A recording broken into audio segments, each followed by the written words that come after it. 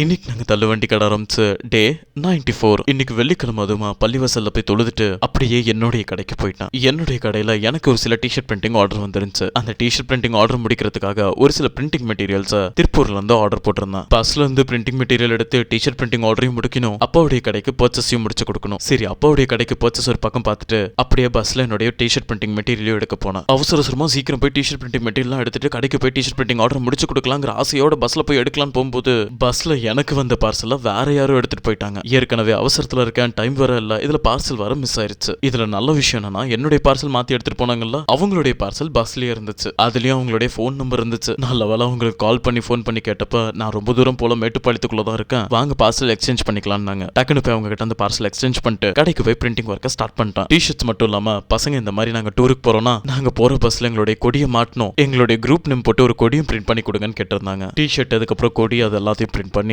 கரெக்டான நேரத்துல நைட்டே டெலிவரி பண்ணிட்டான். என்னுடைய கடையில எல்லா வேலையும் முடிச்சுட்டு அப்படியே ஈவினிங் டைம் அப்பா கடைக்கும் போயிட்டான். இன்னைக்கு அப்பா கடையில ஸ்பெஷலா லெமன் சில்லி போட்டிருந்தாங்க.